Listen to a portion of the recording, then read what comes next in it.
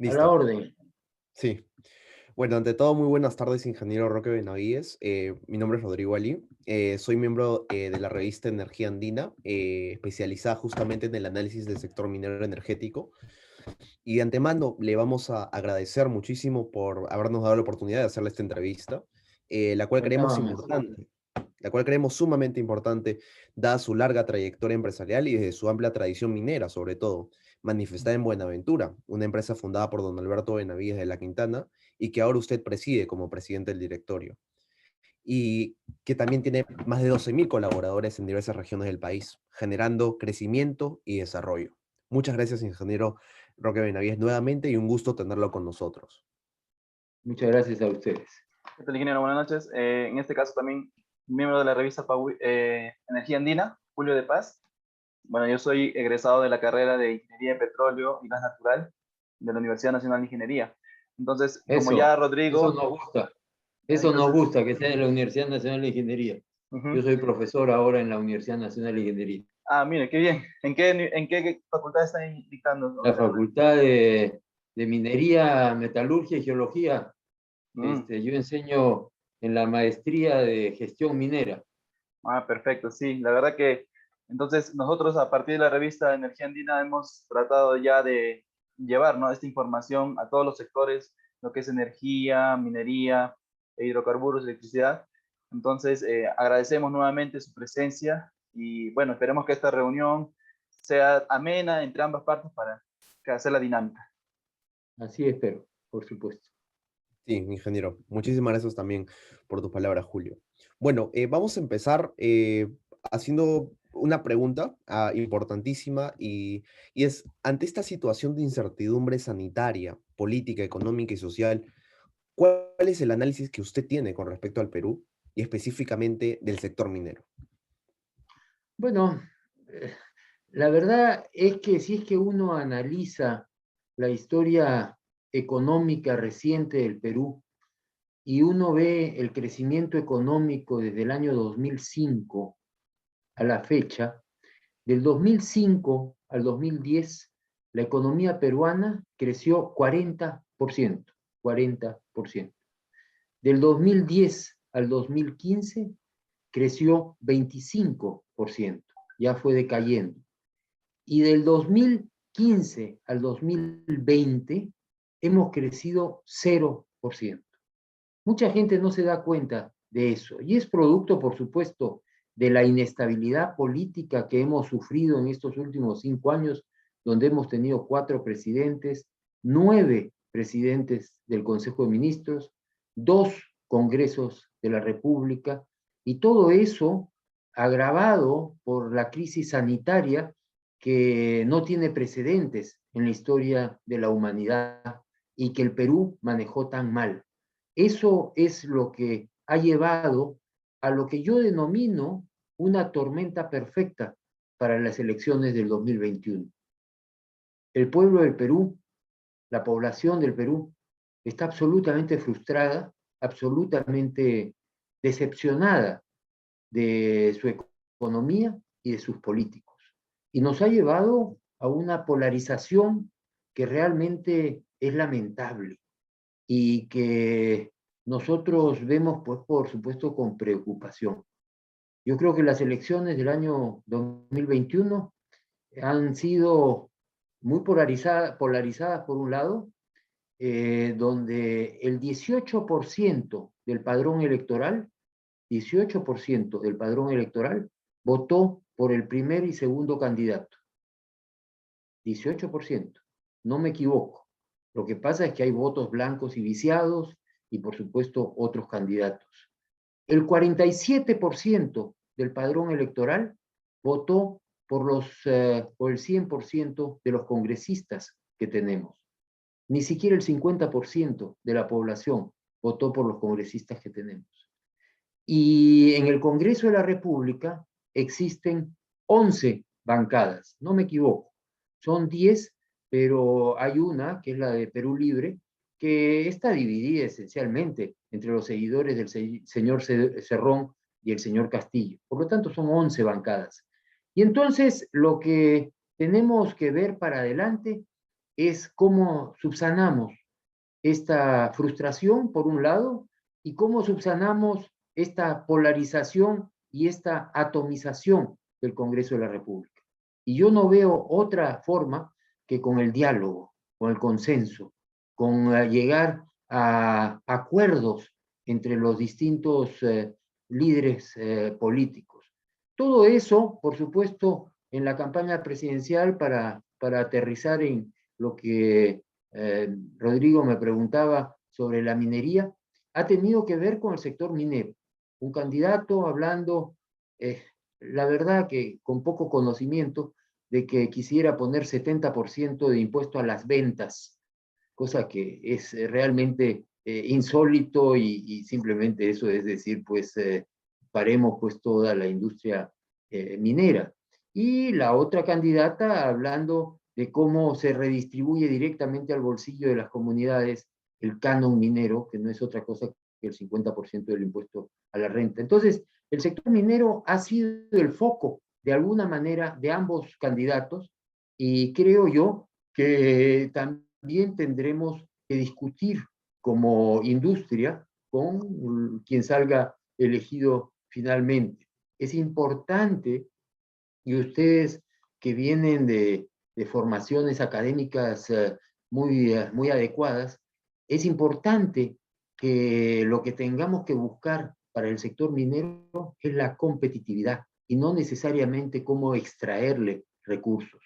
Lo que nosotros necesitamos es poner en valor nuestra producción, poner en valor la bendición de los recursos naturales que tenemos, tanto en petróleo, en gas, en minería. Y creo yo que ahí es donde tenemos que compararnos con otros países del mundo como Australia y Canadá, que han sido pues muy exitosos. Estados Unidos, ¿por qué no? Y Chile también, ¿no? Y entonces creo yo que lo que tenemos que hacer es ser lo más atractivos posibles para la inversión, tanto nacional como extranjera, y poder poner en valor los 60.000 millones de dólares que tenemos en proyectos mineros, que son principalmente proyectos de cobre. Y el cobre está pues en una posición muy expectante porque hay una gran demanda. Y es porque el cobre se ha convertido en el metal del medio ambiente, el metal que se utiliza intensamente en las energías alternativas y que se utilizará cada vez más en los vehículos eléctricos, tanto carros como camiones que no tengan que quemar hidrocarburos. Y entonces el cobre es el metal del futuro y creo yo que el Perú es el país que más proyectos de cobre tiene en el mundo. Y entonces, lejos de extraerle recursos a la industria minera, lo que hay que hacer es poner en valor otros proyectos mineros que generen también recursos para el Estado y que recursos para desarrollar nuestro país y descentralizar nuestro país.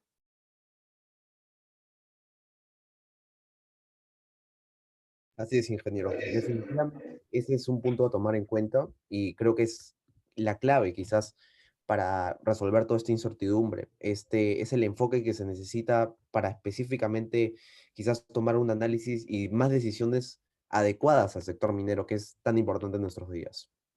Ahora, también me permito preguntarle, como segunda cuestión importante en esta entrevista, si es que, bueno, el candidato Pedro Castillo ha hablado de expropiaciones del sector minero. Entonces, ¿qué es lo que se podría hacer entre el Estado y las compañías mineras ante esta posibilidad que definitivamente es negativa para llegar a un acuerdo y así evitar la fuga de capitales que de hecho ya está ocurriendo? Creo que las posiciones de los distintos candidatos se han ido moderando y ciertamente las posiciones de don Pedro Castillo se han ido moderando.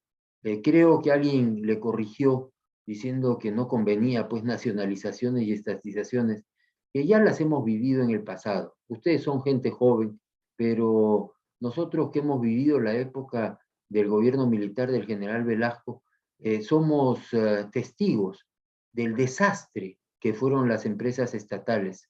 Las empresas estatales en la época de Velasco generaron un déficit fiscal inmanejable por la ineficiencia del manejo de los recursos. No tiene mucho sentido que el Estado se vuelva empresario cuando eso lo puede hacer el sector privado. Al Estado le corresponde, y lo dice la Constitución Política del Perú, le corresponde salud y nutrición, educación, infraestructura básica, seguridad y justicia. Yo creo que el Estado tiene su plato lleno y lamentablemente en esta crisis sanitaria ha demostrado su ineficiencia. No nos olvidemos que del 100% de los servicios de salud que se brindan en el Perú, 95% están entre eSalud, SIS y Ministerio de Salud, y solo el 5% es la salud privada. Y cuando uno se pone a pensar en la tragedia que ha significado esta crisis sanitaria, pues hay que responsabilizar 95% en el Estado y 5% en el sector privado, aunque algunos quisieran achacarle la culpa al sector privado. Eso que se aplica para el sistema de salud, se aplica para el sistema de educación. La educación en el Perú es esencialmente estatal. Hasta donde yo entiendo, es hasta el 70% de la educación en el Perú es estatal. Y por lo tanto, el Estado tiene mucho que hacer en esos campos como para dedicarse a arriesgar dineros de todos los peruanos en proyectos productivos. Y solamente para mencionar uno de ellos que a mí me horroriza, es la construcción de la nueva refinería de Talara, porque no es una remodelación de la refinería de Talara, es la construcción de una refinería de Talara donde el Estado empresario es el que se ha embarcado en ese proyecto de 7.000 millones de dólares, cuando, como sabemos muchos, no hay tanto petróleo en el Perú, cuando sabemos que el objetivo de esa inversión era la desulfurización de los combustibles.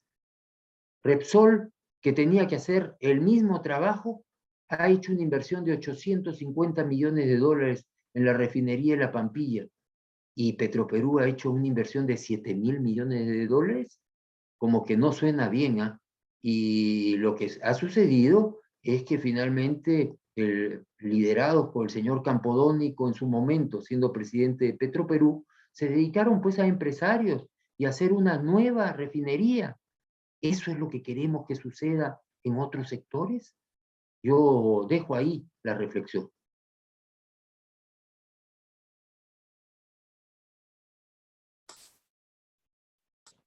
Sí, sí, efectivamente, ingeniero Roque.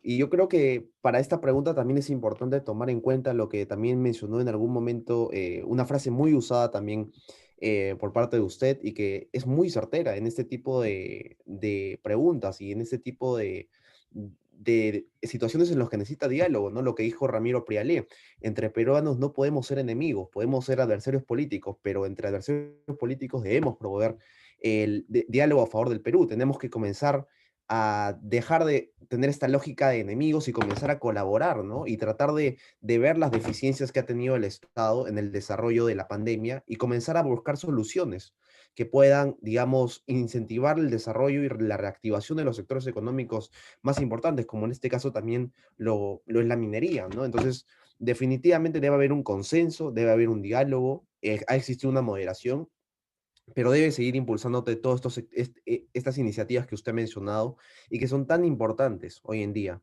y que definitivamente necesitamos también ver las cosas de manera objetiva. Si han habido errores en la pandemia, han habido errores cruciales y que definitivamente han llevado a esta suerte de cuarentena medieval. Entonces, lo que tenemos que buscar ahora nosotros es con ese tipo de iniciativas buscar, digamos, el consenso entre el sector privado y también estas iniciativas que no le pueden hacer nada bien al país porque, como sabemos, desde la caída del muro de Berlín se ha probado eficientemente de que no funciona. Mm. Ahora, para finalizar las preguntas, por mi parte voy a preguntarle a usted, ingeniero Roque Benavides, ¿qué podemos hacer para seguir afianzando la inversión privada, atraer más inversiones y superar los indicadores prepandemia? Es muy importante tu pregunta, Rodrigo. Mucha gente no entiende que en el Perú del 100% de la inversión, 20% es inversión pública, que por supuesto tenemos que exigir que sea eficiente, que nos dé los servicios que todos los peruanos necesitamos, pero el 80% de la inversión es privada. Y de ese 80% de la inversión, 20% es inversión extranjera y 80% es inversión nacional de peruanos, la micro, la pequeña, la mediana, la gran empresa peruana. Y la inversión extranjera tiene que ser promovida y tiene que ser fomentada y tiene que ser bienvenida, pero somos nosotros, los peruanos, los que tenemos que dar la cara. Y es en esa base que yo insisto que el Estado peruano tiene que promover la inversión privada, promover la inversión principalmente de esas micro y pequeñas empresas, esas empresas familiares, esos esfuerzos, esos emprendimientos que son tan importantes y que generan tantos puestos de trabajo. La única manera de promover la inversión, tanto estatal, pública, nacional o extranjera, es con estabilidad política, estabilidad económica, brindando la confianza a que la gente invierta su platita. Fíjense lo que ha pasado ahora en estas elecciones. El tipo de cambio se comenzó a disparar. No creamos que eso es una especulación de uno o dos ricachones. Eso no es así. Es los miles y millones de personas en el Perú que lo que están haciendo es cuidando su platita. Y a la hora que ven que hay inestabilidad, prefieren cuidar su platita en vez de tenerla en soles en una moneda más fuerte que es el dólar. Si de ahí en adelante la mandan a algún banco extranjero o si la mantienen aquí bajo el colchón, ese es otro tema. Pero la confianza, el termómetro de la confianza en el fondo es el tipo de cambio. El tipo de cambio se ha disparado porque no hay confianza, porque han habido mensajes inadecuados. Y para nosotros promover la inversión que genere los puestos de trabajo que tanto necesitamos, que genere la generación de riqueza para luchar contra la pobreza, reducir a los pobres, la única manera es con inversión. Acá no estoy hablando como persona individual, estoy hablando como cualquier peruano de carne y hueso. Lo que queremos es que nuestro país sea mucho más vivible, que ofrezca más oportunidades, especialmente a los más necesitados, a los jóvenes que necesitan un puesto de trabajo. Yo no sé si es que no se entiende que la inversión genera puestos de trabajo, que los puestos de trabajo generan bienestar y que ese bienestar genera satisfacción y quién sabe felicidad entre los peruanos. Eso es lo que necesitamos hacer. No hay otra receta. Los países que han sido exitosos son los países que se han abierto a la economía de mercado o la economía social de mercado, como quieran llamarle, pero que no tenga esa incidencia de pretender que el Estado haga todo. El Estado es incapaz de hacer todo. Es el sector privado, los peruanos de a pie, los que podemos generar esa riqueza que tanto necesitamos. Muchas gracias por su respuesta, ingeniero Roque Benavides. De hecho, estas tres preguntas, primero, acerca del análisis de la situación del sector minero, segundo, acerca de este tema de las expropiaciones y las formas efectivas que usted ha dado, el planteamiento razonable que usted ha dado sobre esta situación, y finalmente, lo de la inversión privada nos va a servir muchísimo para poder integrarlo en su artículo. Muchísimas gracias, ingeniero Roque Benavides. Ahora yo le voy a hacer el pase a mi compañero Julio, para que pueda continuar con las preguntas y finalmente ya culminar la entrevista. Sí, bueno, justo algunos de los comentarios que usted nos mencionaba, ¿no? Que en esta pandemia el sector educación y el sector salud han sido los que han recibido más esta pegada, ¿no? Como uno puede decir, las empresas mineras de hidrocarburos siempre aportan al Estado, hacen estas aportaciones mediante el canon y todo ello. Entonces, las empresas deberían seguir impulsando el desarrollo en estos sectores que han sido la verdad que duramente golpeadas. Entonces, ¿usted qué es lo que recomendaría al Ejecutivo y al Legislativo para poder trabajar de manera colectiva, ya sea en este sector de minas? Yo creo que la solución está en el diálogo y en el consenso. Creo que no es solamente diálogo entre congresistas o diálogo entre ministros, también es diálogo con el sector privado. Tratemos de entendernos entre peruanos, tratemos de hacer una verdadera asociación público-privada, lleguemos a consensos. El sector privado peruano es un sector pujante, es un sector que quiere el bienestar de nuestro país. No hay empresario en el mundo que no quiera que la economía crezca, porque de ese crecimiento es que las empresas también crecen. Y lo lógico es usar esa fuerza que tiene el sector privado para hacer que la economía peruana crezca. Yo creo firmemente que la asociación público-privado no es que el sector privado construya un hospital y que sea manejado por el Estado. No, es mucho más. Es también dialogar, es también entender que los privados tenemos mucho que aportar en el bienestar de nuestro país. Yo sinceramente creo que el sector privado peruano responsable, serio, que cuida el medio ambiente, que respeta a las comunidades, que quiere el desarrollo económico, que paga sus impuestos, tiene mucho que decir en el desarrollo de nuestro país. Justo, entonces viendo que queremos este desarrollo para nuestro país, ¿cuáles son o ya están en marcha los proyectos de cartera en minería y que se debe impulsar, ¿no? Para poder activar esta economía nacional?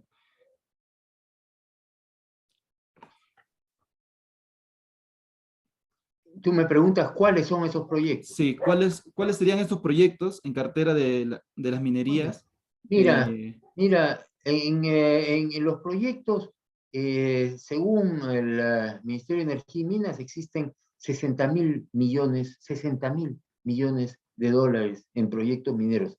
La gran mayoría de esos proyectos son proyectos de cobre. Yo he venido siempre repitiendo, porque algunas operaciones tiene Buenaventura en la zona de Cajamarca, que en el norte del Perú tenemos Michiquillay, tenemos La Granja, tenemos Galeno, tenemos Conga, tenemos Cañariaco en la sierra de Lambayeque, tenemos Tambo Grande, tenemos los sulfuros en profundidad de Yanacocha, La Zanja y Tantahuatay. Todos esos son proyectos de cobre. Realmente eso le reactivaría enormemente el norte del Perú. Y si a eso le agregamos proyectos de infraestructura, como un ferrocarril que vaya desde Cajamarca y pase por el Abra de Porcuya y llegue a la zona de Bayóvar en Piura, sería realmente espectacular para toda la región norte. Y en la región sur también tenemos proyectos. Tenemos, por supuesto, Tía María, Zafranal, Mina Justa, Pampa del Pongo. Tenemos posibilidades de ampliar las operaciones actuales, de hacer más exploraciones. El sur del Perú, mucha gente no es consciente, especialmente Arequipa, ha venido liderando el crecimiento económico de las regiones. Y eso es producto de lo que fue la ampliación de Cerro Verde, que ha permitido que se construyan pues los centros comerciales en Arequipa, influenciados positivamente por las Bambas, por Constancia y seguramente por otros proyectos ya menores como Orcopampa, Tambomayo, que son de Buenaventura, pero también las operaciones del grupo Hochschild en la zona de Apurímac. Yo, sinceramente, cuando me hacen todas estas preguntas, me sonrío porque en el fondo es un viaje por todo el Perú. No hay que vivir de espaldas a la sierra. Yo no sé qué parientes tengan ustedes, seguramente tienen parientes que vienen de las zonas serranas de nuestro país. Mi padre, don Alberto de Navíes, solía decir, no hay que vivir de espaldas a la sierra, hay que darle oportunidades.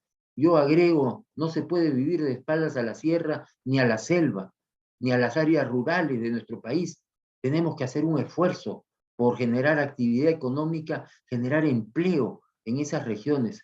¿Dónde van a estudiar los chicos que están estudiando hoy día en Huamanga o en la Universidad Nacional en Apurímac o en Moquegua o en Tacna o en Cusco o en Puno o en Arequipa? ¿Dónde van a trabajar ellos si es que no se generan esas condiciones? No se olviden que en el Perú hay 19 escuelas de ingenieros de minas y hay una veintena de escuelas de geólogos, mucho más que lo que hay en los Estados Unidos. No voy a discutir la calidad de esas escuelas, pero que hay muchos jóvenes que se están capacitando para trabajar en esas especialidades, eso es evidente, y que necesitamos generar las condiciones y los puestos de trabajo, también es evidente. Eso mismo que se aplica en el sur, se aplica en el norte, la Universidad Nacional de Cajamarca, la Universidad Nacional de Huánuco, la Universidad Nacional de Trujillo, por supuesto, la Universidad Nacional de Piura. Yo me he convencido, me he vuelto un apasionado de que la industria en general y la industria minera en particular tiene que integrarse cada vez más a la universidad pública y poder así contribuir a que los jóvenes tengan muchas más oportunidades de trabajo.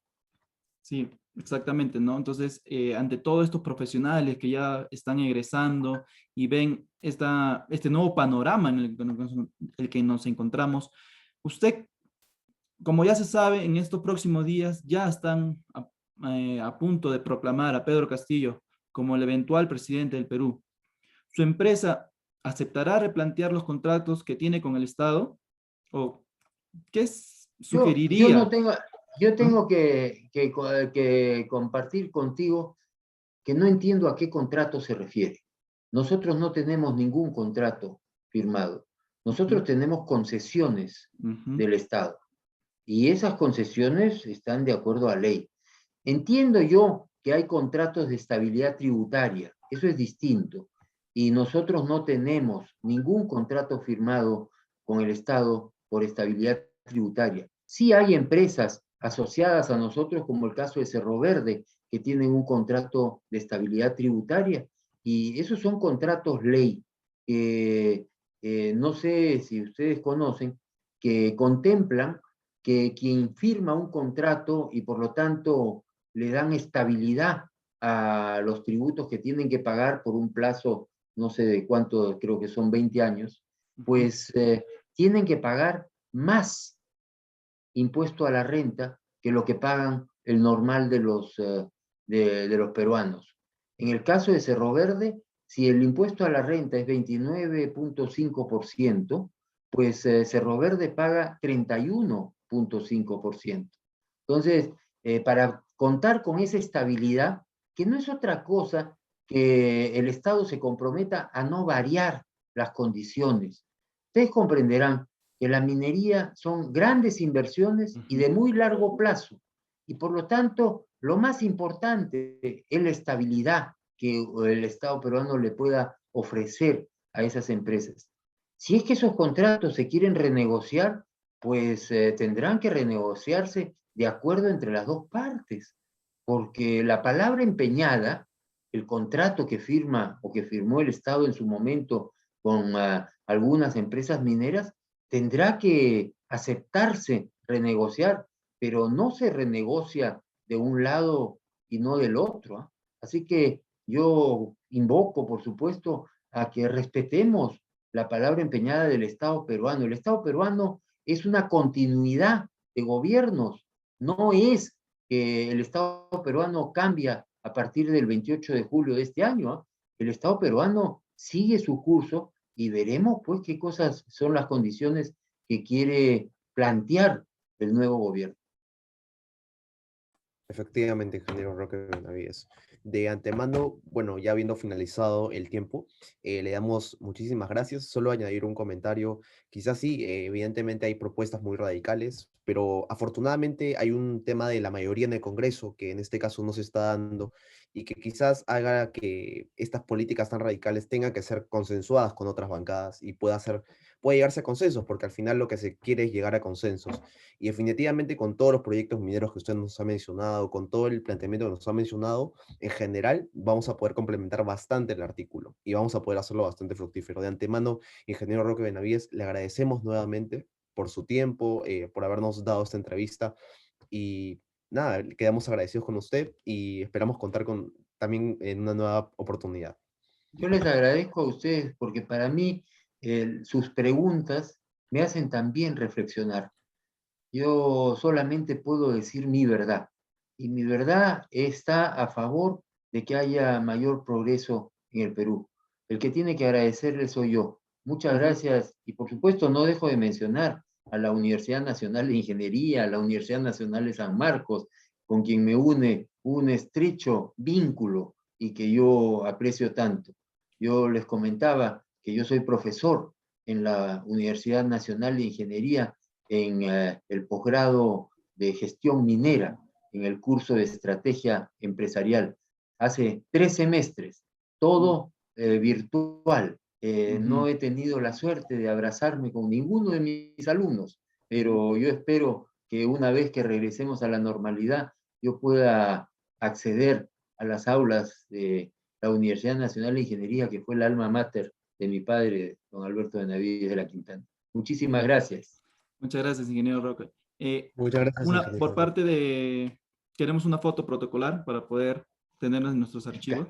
Así que, Encantado, ajá, imagínate. así que vamos Sí. a sonreír a la camarita para poder poner unas capturas. Aquí estamos. Muy bien. Ujú. Listo, entonces esto sería todo por hoy. Muchas Muchas gracias. gracias. Estamos a la orden en Saludos. cualquier momento, chicos. Muchas gracias, Muchas siempre gracias. muy grato. Hasta luego, Chao. buenas Muchas noches. gracias. Buenas noches. Ya, Chicos, ¿qué tal? ¿Qué tal? ¿cómo la vieron? A ver. ¿Cómo lo Lo vieron? lo han cambiado de orden, ¿no? Las preguntas. No, sí, sino que como lo estaba viendo, que estaba hablando un poco de esto del tema del ejecutivo y legislativo, le puse esa pregunta. ¿Ve? Chicos, más bien, ¿me pueden dar el feedback rápidamente? Porque tengo que entrar ahora a un tema. Ya, voy a dejar ¿Qué de tal grabar. estuvo? A ver.